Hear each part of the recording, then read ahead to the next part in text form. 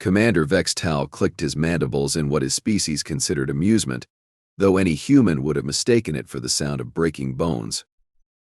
The holographic display before him showed the latest intelligence reports from the Outer Rim territories, and frankly, it was pathetic. Another colony lost to the humans, he announced to his bridge crew, his voice carrying that particular tone reserved for discussing particularly dim-witted prey. The Kepler 442 system fell in, let me see, 47 minutes. That's actually slower than their usual 20-minute average. Perhaps they're getting tired. Sub-Commander Rex K, whose purple carapace gleamed under the bridge's bioluminescent lighting, made a sound that roughly translated to polite disagreement. Sir, with respect, I believe we may be underestimating these. What do they call themselves? Humans? Die. Vex'tal's 4 eyes swiveled to regard his subordinate with the kind of look usually reserved for moldy food rations. Underestimating. Rex Ka, my dear fellow, we've been tracking their expansion for exactly 3 solar cycles now. They use projectile weapons. Projectile weapons. Can you imagine? While we've mastered plasma manipulation and quantum disruption fields, they're still flinging bits of metal at each other. The bridge erupted in what could generously be called laughter, though it sounded more like a garbage disposal having an existential crisis. Even the navigation officer, a particularly serious individual named Quinn Dar, allowed himself a small chuckle that resembled grinding gears. And yet, Rex Ka persisted, they continue to expand, 17 systems in the last cycle alone. Our allies in the Centauri Federation are concerned. Vex'tal's voice hit a pitch that would have shattered glass if humans had been present to hear it.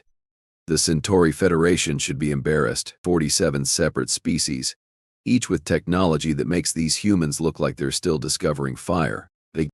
And they're worried about a species that hasn't even figured out proper energy shields yet. The communication officer, a nervous creature named Zilpop whose tentacles never stopped twitching, raised what might have been a hand. Sir, incoming transmission from High Command, Priority 1. Vex'tal's good mood evaporated faster than water in a vacuum. Priority 1 transmissions were never good news. They usually involved words like immediate action required or catastrophic failure, or, worst of all, budget cuts. Put it through, he commanded, straightening his considerable bulk in the command chair.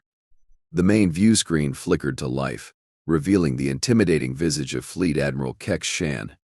Her species was known for 2 things, their remarkable intelligence and their complete inability to understand sarcasm.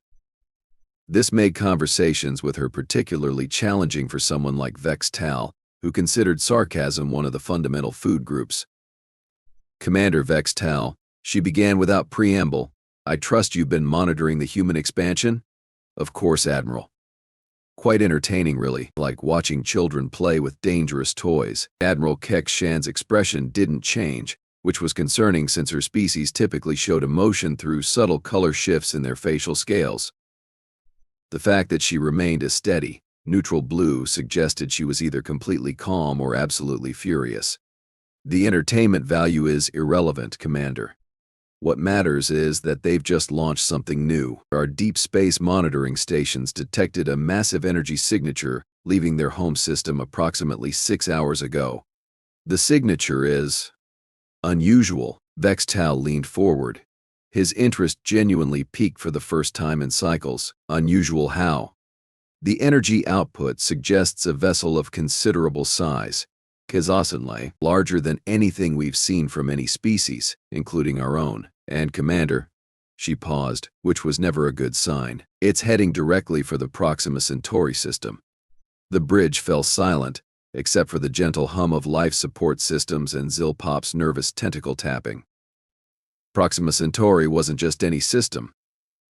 It was the crown jewel of the Galactic Coalition, home to the largest trading hub in known space, and more importantly, it was where the Coalition kept its primary defense fleet.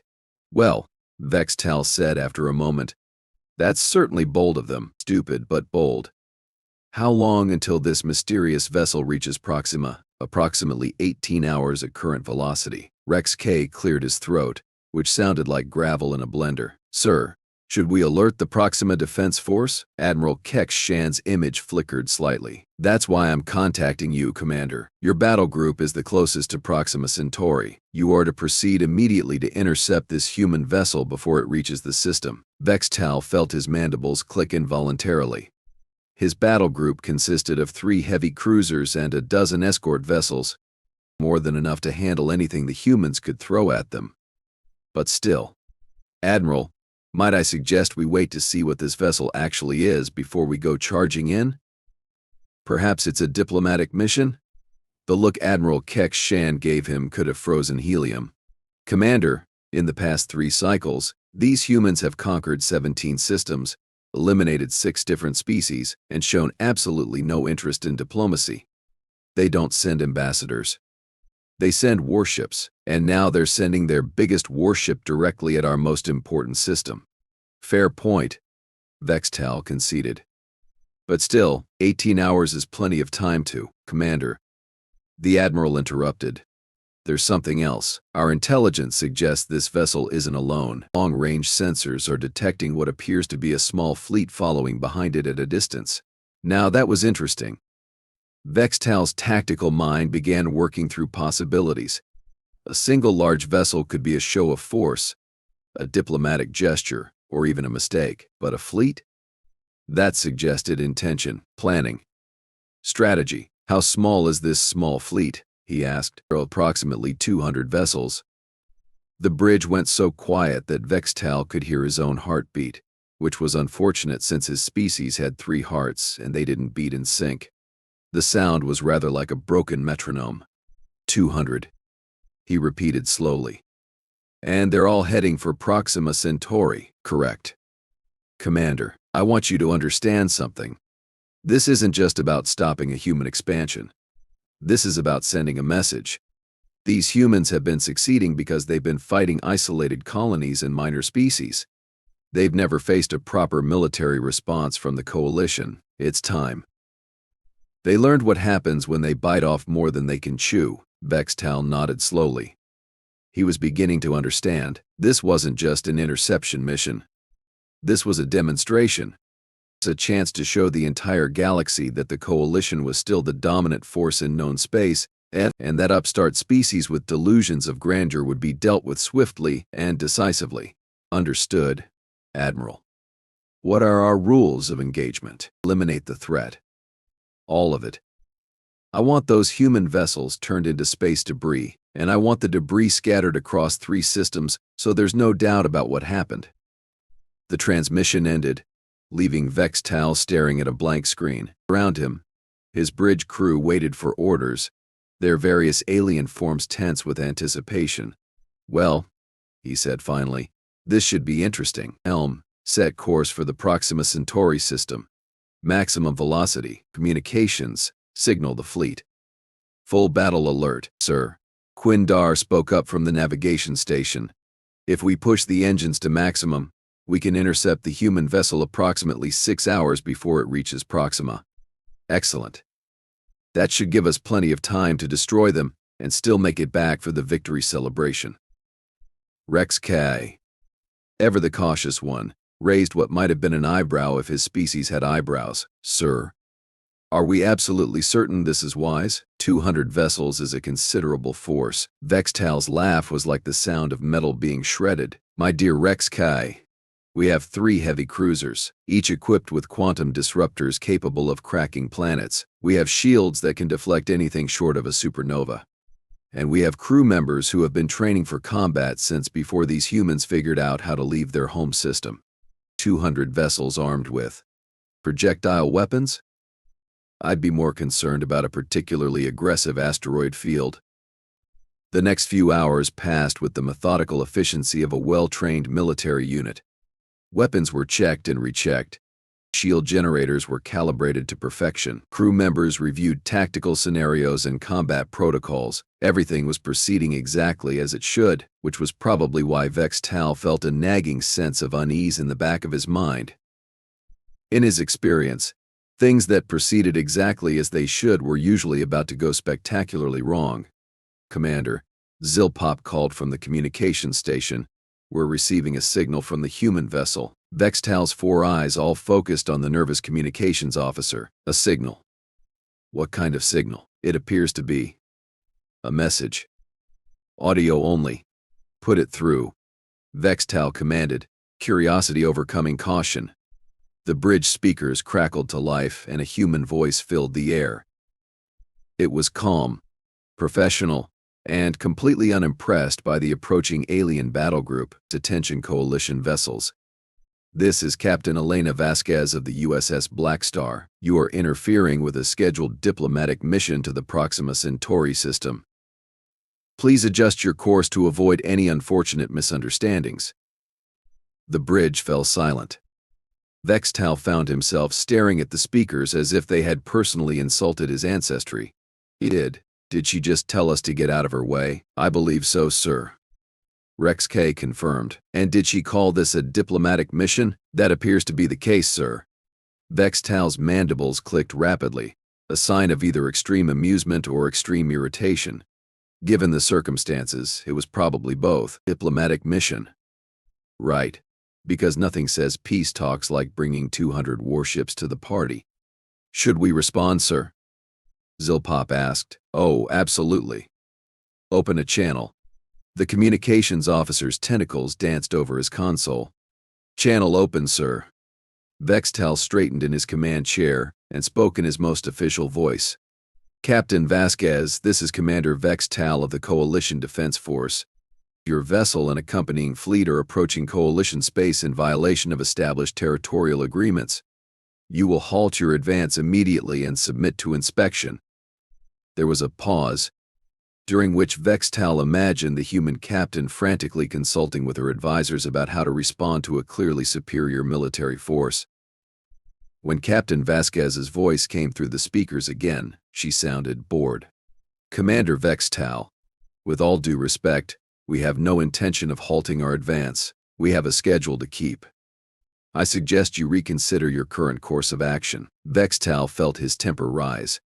Captain, you seem to be under the impression that you have a choice in this matter. You don't. We outnumber you, we outgun you. And we have technology that makes your weapons look like primitive tools. Surrender now, and we might consider allowing some of your crew to survive. Another pause. Then, to Vex'tal's complete bewilderment, Captain Vasquez laughed. It wasn't the nervous laughter of someone facing overwhelming odds. It was the kind of laugh that suggested she found the entire situation genuinely amusing. Commander, she said, still chuckling, I appreciate your confidence, but you might want to run a more detailed scan of our vessel before you make any hasty decisions. We've already scanned your ship, Captain. Large, yes. Impressive, certainly, but still just a single vessel against our entire battle group. Scan deeper, Commander. Pay particular attention to our power output. Vex'tal frowned and gestured to his sensor officer. Detailed scan of the human vessel. Full spectrum analysis. Basil, the sensor officer, a methodical individual named Pex Rim, bent over his console. After a moment, his color shifted to a shade that Vex'tal had never seen before. Sir, this can't be right. What can't be right? The power output, sir. It's impossible. Impossible how? Sir, this single vessel is generating more power than our entire battle group combined. More power than the Proxima Defense Force. More power than... Pex Rim's voice trailed off as he stared at his readings. Sir, this vessel is generating more power than some stars. Vex'tal felt a chill run down his spine, which was particularly unpleasant since his species had very long spines. That's impossible. No single vessel could require that much power, unless, Rex K said quietly, it's not just a vessel. Every eye on the bridge turned to look at the sub-commander. What do you mean? Vex'tal asked. Sir, what if it's not just a ship? What if it's a weapon? Before Vex'tal could respond, Captain Vasquez's voice came through the speakers one final time. Commander Vex'tal, you have 30 seconds to alter your course. After that, I can't guarantee your safety. Vex'tal's mandibles clicked so rapidly they sounded like a machine gun. 30 seconds? Captain, I don't know what kind of bluff you're trying to pull, but 20 seconds. And This is ridiculous. We have 3 heavy cruisers and 10 seconds. 10 seconds. Vex'tal looked around his bridge, seeing his own uncertainty reflected in the faces of his crew. This wasn't how things were supposed to go. From beginning, the humans were supposed to be intimidated. They were supposed to surrender. They were supposed to recognize the obvious superiority of coalition technology and tactics. They were not supposed to be giving ultimatums. 5 seconds, Commander. Last chance. Vex'tal opened his mouth to respond, but before he could speak, his tactical officer's voice cut through the tension like a blade. Sir. Energy spike detected from the human vessel. Power levels increasing exponentially. How exponentially? Vex'tal demanded. Sir, the energy output just increased by a factor of 10,000. And it's still climbing. Vex'tal stared at the main view screen, where the human vessel was now visible as more than just a distant speck. It was big, certainly, but it didn't look like anything special. Just another warship, albeit a large one, but looks, as Vex'tal was about to learn, could be deceiving. Time's up, Commander, Captain Vasquez said, and for the first time, her voice carried a note of something that might have been regret. I'm sorry about this. What happened next would be discussed in coalition military academies for generations to come, assuming there were any academies left to discuss it in. The first thing Vex'tal noticed was the silence, not the peaceful quiet of space, but the complete absence of expected sounds. No warning alarms, no impact vibrations, no screaming crew members. Just nothing. Nothing. Report. He barked, his voice cutting through the eerie calm. Peck's Rim stared at his sensors with an expression that suggested he was witnessing something that violated several laws of physics. Sir, I'm reading. Nothing. Nothing? We were just fired upon by a vessel with the power output of a small star, and you're reading nothing? Sir, they didn't fire at us. Vex'tal's 4 eyes swiveled to focus on his sensor officer with the intensity of plasma torches. Explain. The Blackstar fired, sir, but not at our position. They targeted coordinates approximately 50,000 kilometers to our starboard, empty space. Rex K muttered. They fired at empty space. Warning shot? Suggested Quindar from the navigation console. Peck's Rim's color shifted to a deep purple that indicated either confusion or impending digestive distress. Sir, if that was a warning shot, it was unlike anything in our tactical databases. The energy beam maintained coherence for over 2 million kilometers before dissipating. The power requirements alone should have. Should have what? Vex'tal demanded. Should have drained their entire power grid, sir. But their energy output hasn't decreased at all. If anything, it's increased. Captain Vasquez's voice filled the bridge again, still maintaining that infuriatingly calm tone. Commander Vex'tal, I hope that demonstration was sufficient. As you can see, we prefer to avoid unnecessary casualties. Please alter your course. Vex'tal felt his pride wrestling with his survival instincts. Pride was winning, which was generally how his species had managed to survive this long as a military force. Captain Vasquez, impressive light show aside, you're still outnumbered 15-1. One lucky shot doesn't change the mathematics of warfare. Oh, Commander, Captain Vasquez replied, and now she definitely sounded amused. That wasn't luck. And it wasn't our only weapon. Before Vex'tal could ask what she meant, Zilpop's tentacles began flailing in what his species considered extreme panic. Sir. Multiple contacts. The human fleet just dropped out of hyperspace. Where? Vex'tal snapped. Everywhere, sir. They're surrounding us. The main view screen shifted to tactical display, and Vex'tal felt his 3 hearts skip several beats in unison. The 200 human vessels weren't approaching from behind the Blackstar as expected. They had somehow maneuvered around his fleet and were now in perfect formation, creating a sphere with the coalition ships at the center. That's impossible, Vex'tal whispered. We would have detected them coming out of hyperspace, sir, Peck's Rim reported, his voice barely above a whisper. They didn't come out of hyperspace. They were already here. Our sensors show they've been in position for at least 6 hours. 6 hours. But we've been monitoring this entire sector. There's no way 200 ships could hide in empty space for 6 hours. Vex'tal cleared his throat nervously. Sir, what if it wasn't empty space? What do you mean? B. What if they were hiding inside something? Something big enough to mask their signatures? Vex'tal stared at his second-in-command as the implications sank in. You're suggesting they were hiding inside the Blackstar? It would explain the size, sir. And the power requirements. Captain Vasquez's voice returned, and this time she sounded almost apologetic. I'm afraid Sub-Commander Vex'tal is correct, Commander. The Blackstar isn't just a warship, it's a carrier.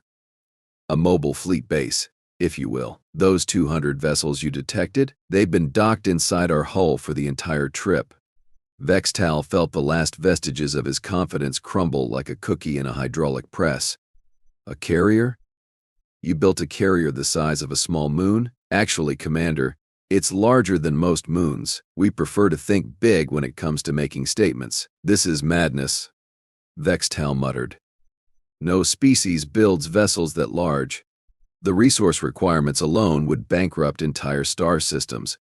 Commander, Captain Vasquez said, and her tone became more serious. You keep making assumptions about what humans can and cannot do. You assumed we were primitive because we use projectile weapons. You assumed we were weak because we're a young species. You assumed we were stupid because we haven't contacted the Coalition for permission to expand. She paused, letting her words sink in before continuing. Here's what you failed to consider. We use projectile weapons because they work. We're expanding rapidly because we're efficient. And we haven't contacted the Coalition because we don't need your permission. Vex'tal looked around his bridge at his crew. These were some of the finest military minds in the Coalition. Beings who had trained their entire lives for combat scenarios exactly like this one.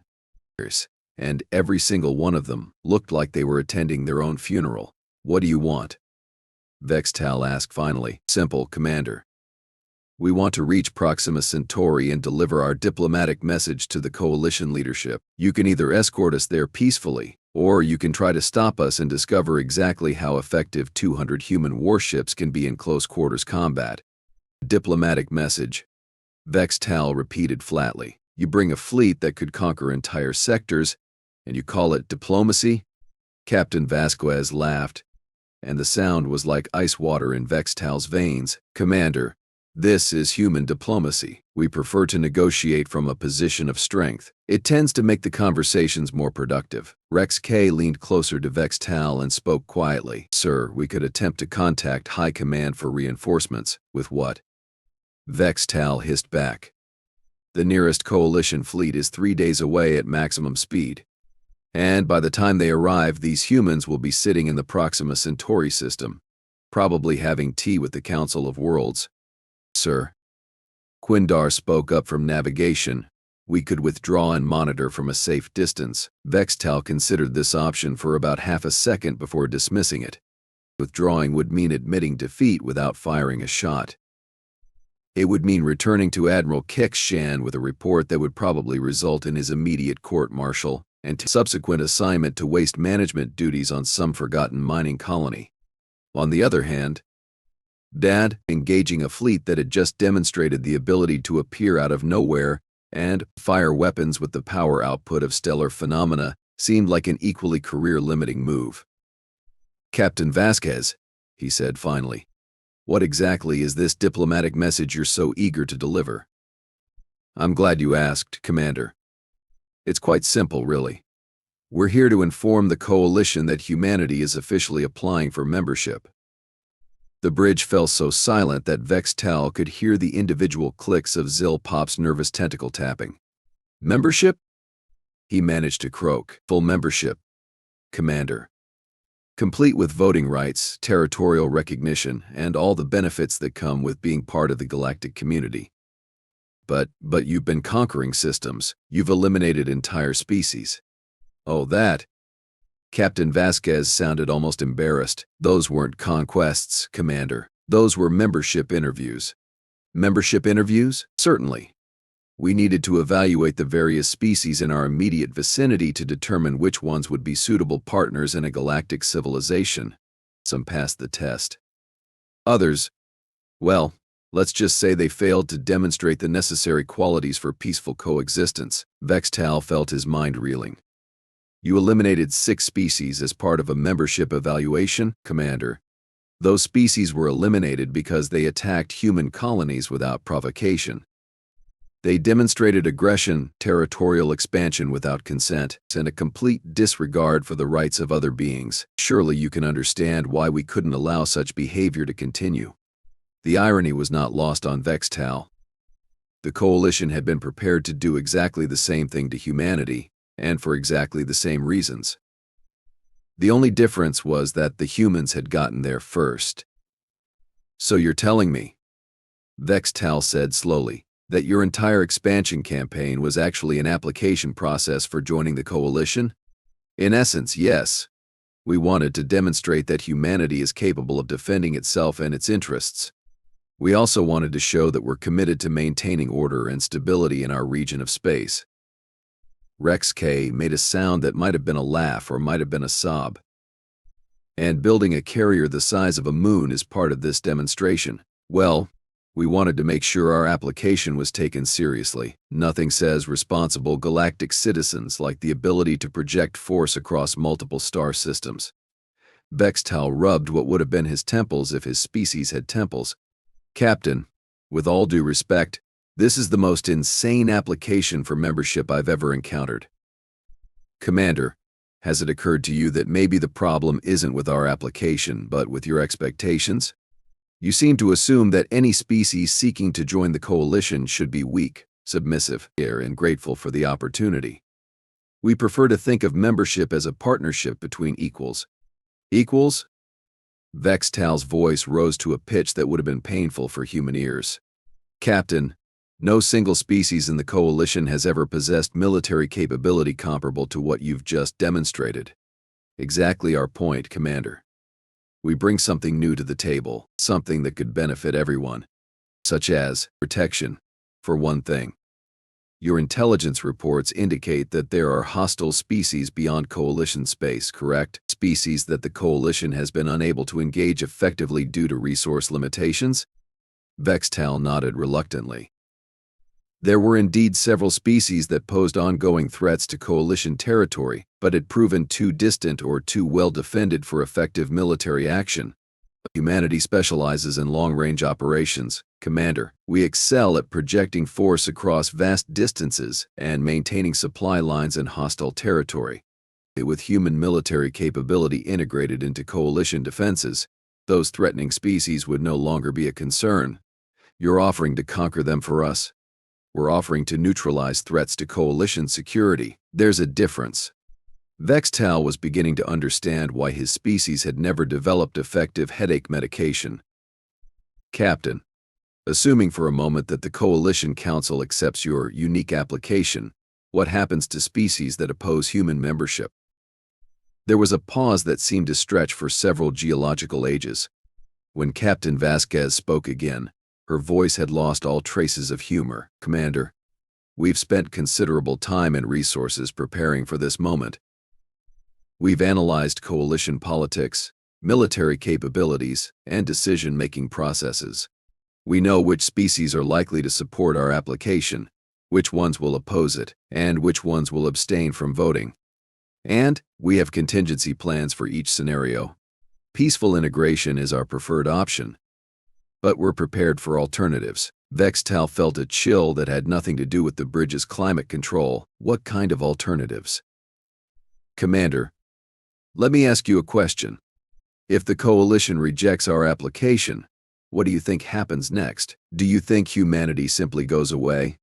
Do you think we abandon our expansion and return to our home system to contemplate our failures? The implication was clear, and it was terrifying. If the Coalition rejected humanity's application for membership, the humans would simply continue their expansion until they were powerful enough to make membership irrelevant. They would build their own galactic civilization, one that would eventually dwarf the Coalition in size and capability. You're not really asking for membership, Vex'tal realized. You're offering to let the coalition remain relevant. Commander, I prefer to think of it as offering the coalition an opportunity to evolve, to become something greater than it currently is. But yes, if you want to put it in those terms, we're offering to let existing coalition species maintain their current status in a larger, more capable organization. Vex'tal looked around his bridge one more time. His crew was staring at him with expressions that suggested they understood the situation perfectly. They were no longer military officers confronting an enemy fleet. They were witnesses to a historical moment, representatives of a galactic order that was about to change forever. Captain Vasquez, he said finally, I believe my orders have just become obsolete. How so, Commander? I was ordered to destroy your fleet to demonstrate coalition superiority, but I think we've just demonstrated the opposite. Captain Vasquez's laugh was warm and genuinely friendly for the first time in their conversation. Commander, I hope you'll consider joining our escort to Proxima Centauri. I have a feeling the Coalition Council is going to want as many reliable witnesses as possible for what comes next. Vex'tal made a decision that would probably end his military career but might just save his species. Navigation. Set course for Proxima Centauri. We'll escort the human fleet to their destination. Sir? Quindar asked uncertainly. You heard me. Send a message to Admiral Kekshan. Tell her we've encountered a situation that requires immediate diplomatic intervention. Tell her that the humans aren't invading the coalition.